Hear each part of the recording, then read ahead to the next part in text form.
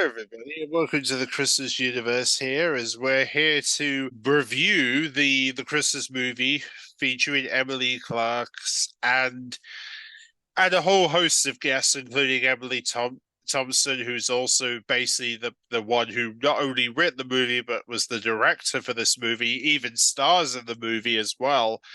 In a movie that basically got approval from regarding George Michael, because yes, it does have some elements of George Michael's writing a little bit here, and it's called Last Christmas, based on one of his popular Christmas songs that got a number one even during the pandemic years, which is Last Christmas, the song that he did with Wham, with Anthony, obviously Anthony Ring, obviously his partner, his good friend Anthony, who he did with Wham over the years. So without further ado, let's discuss this movie and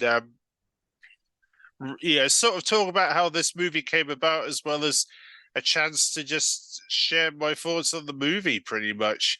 So let's begin. So, in terms of how this movie came about, essentially, this movie was, I guess you could say, George Michael kind of did write this movie in some regard, because Emma Thompson, who actually was good friends with George Michael, funny enough, he obviously George Michael approached. Obviously, he knew about George Michael's project in turning one of his songs into a movie, because he knew that obviously Last Christmas was because he wanted to basically make a movie based on the song Last Christmas, because he knew that that song was based on because he wanted to turn the song into a movie in some regard. And Emma Thompson basically was obviously collaborating with him before his death, and then eventually, then before he died, he got the approval by George Michael, and then.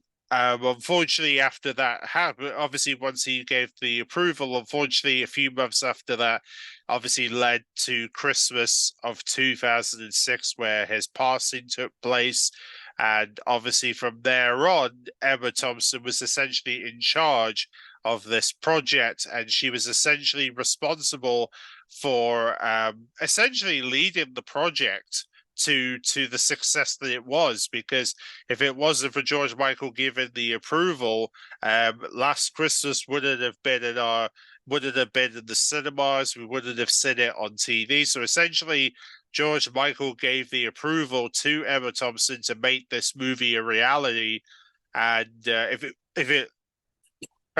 it wasn't for George Michael's approval, we wouldn't have seen this movie exist, essentially. So you gotta give props to George Michael for being responsible for making this movie reality, and letting and trusting Emma Thompson to make this movie possible in the cinemas, which is what she did over the next few years. She would essentially work on this movie, managed to get Emily Clarkson and a whole host of stars, as some very unique stars, as well as some you recognize, some you might not recognize. Brought them together into this movie, and then she ended up getting it out in time for Christmas 2019, which was the year that they were able to finally get it out for Christmas. And of course, Universal were the distributors who distributed the movie with Emma Thompson, and obviously they were the film company that helped basically distribute the movie internationally and worldwide, to the point where it became quite successful. Actually, it did very good. Um, it actually got quite a bit of praise by a lot of critics. Actually, a lot of people enjoyed the movie. They enjoyed how warm, and a lot of people actually kind of liked the movie. And even people described it as one of Britain's finest Christmas movies, because obviously it's set in London, being the sort of the main venue for this Christmas movie. And it's just goes to show that at least some people did enjoy this movie, and because of how, and especially the ending was very definitely had some twists and turns to it that really like captured a lot of people's imagination of how this movie worked out. And of course, it's because of the success of the movie that led to BBC One premiering this movie in 2001, to the point that they would end up using this movie ever since 2001. And of course, it's bound to be present on BBC One this Christmas. So we're bound to see Last Christmas make its way to BBC One very, very soon, as they get ready to show. Obviously, this has become a regular Christmas movie for BBC One viewers, and BBC Two, of course, because BBC Two was the ones who premiered this movie in 2021. But obviously, BBC One and BBC Three have also been showing this movie within the last Christmas, and obviously this Christmas. I have no doubt to believe it will be present on those channels once again. But in terms of the movie in general, I mean, this movie was just really, really touching, really. I mean, it talks about it kind of talks about basically this.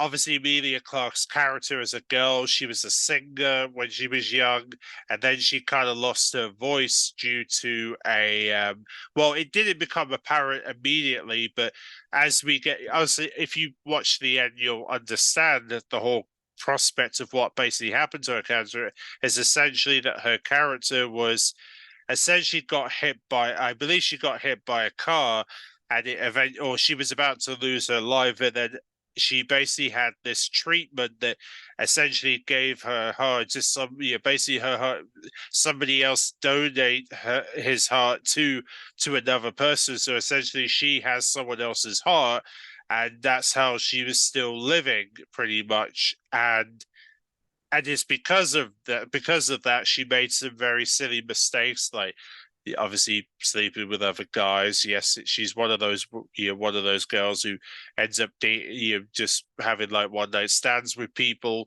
But then she realizes that those mistakes were getting out of hand to the point where her family were getting concerned, and then eventually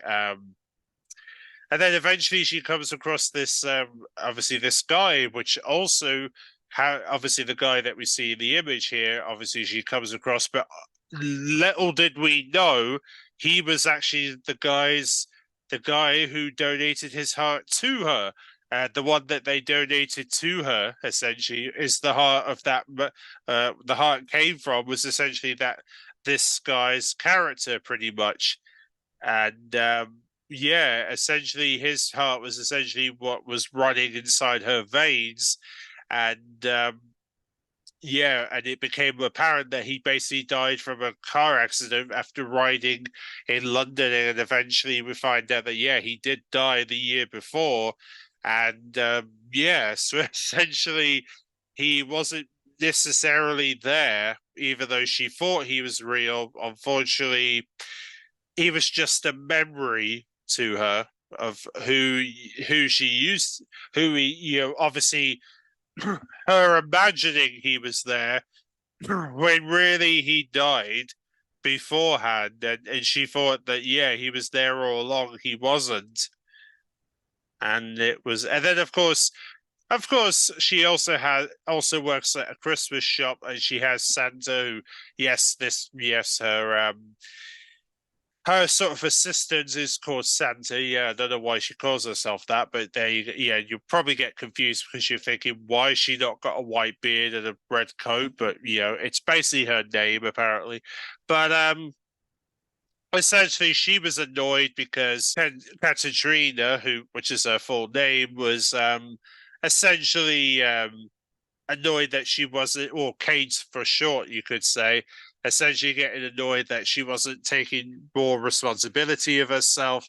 And then, the fact that her family were just getting, more and more concerned, to the point where she eventually just got better over time and finally accepted that, because of meeting this guy, even though he wasn't necessarily really there, she basically learned to take more responsibility and help charities, and be able to explore like healthier options, and in terms of food, obviously, and sort of you're looking out for family members better, and also getting Christmas presents for each family member, to the point where she was able to help raise money for for the guy's workplace, which he would have been there if he didn't die, obviously. And yeah, then of course when she does find out that he was dead a year ago, she got all upset, and yeah, because she really felt for the guy, and then yeah, it became more apparent. But luckily, in the end, she did do a great performance for the charity organization, which a bit of a Christmassy performance for like last Christmas. But luckily enough, there was an Easter egg where they feature George Michael's Wham partner, Anthony Ring. Really, I can't remember his last name, but yes, he is present in the actual movie. So we do get to see his one partner who he used to sing and used to do the last Christmas song with. He actually appears in the movie. So it's great, a great little Easter egg there. They finally get him involved in the movie because he knew about the movie being worked on. So they decided to invite him to take part in the movie, which was really, really lovely for them to do that as a lovely way to pay homage to Wham, because obviously Wham were the guys who originally made the song, and it made sense for him to be there, considering this is a movie that featured music from George Michael. And obviously throughout the movie we do get to hear music from George Michael, all sorts of musics that you'll probably be familiar with, and even in the soundtrack they play music from his collection of songs that he created over the years. Some of them were his solo songs, some were Wham hits. Yes, it kind of varies between Wham and solo George Michael hits that came out over his lifetime, which is really nice that they've included some of the music as part of the soundtrack, which was really cool. And yeah, it just made a really heartwarming Christmas movie. And it made it very touching to watch, pretty much. And obviously, Last Christmas continues to get a lot of praise since it came out, obviously, and of course, it's now a part of BBC One's transmission schedules for Christmas 2023. So obviously, you can catch it on BBC One for Christmas, or you can order the DVD. There'll be a link in the description if you want to get your hands on the DVD release, as they're going to be, obviously it'll be available for you to buy it on Amazon if you want to get your hands on the DVD release. Should you fancy purchasing yourself the movie, that is. And it honestly, it's a great Christmas movie, and I'm glad that they did it. And yeah, and it just goes to show how much love this movie does get, and I'm glad that they did it to pay homage to George Michael's music and honor the iconic song "Last Christmas," which has had number ones.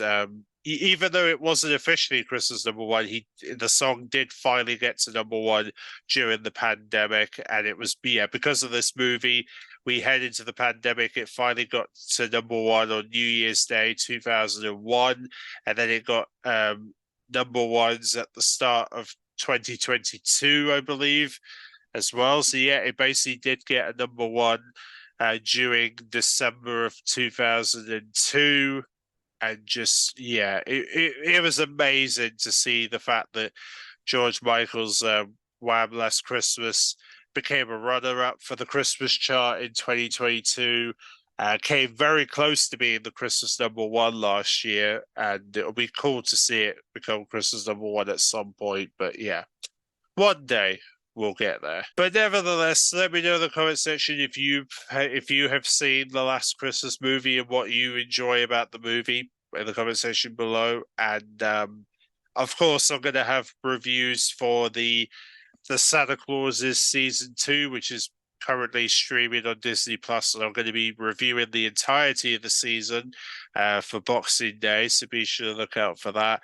And of course, I'm going to be doing I've got some more Double the Pops reviews. We're also going to have a look at all the Christmas TV content that we've got to look forward to on the BBC, as well as BBC Radio 1 and 2 and BBC Sounds content for Christmas this year, as well as the new year and what they're planning for New Year's Eve and New Year's Day this year. And of course, we'll also have an opportunity to look at some upcoming Christmas updates for some of our favorite games.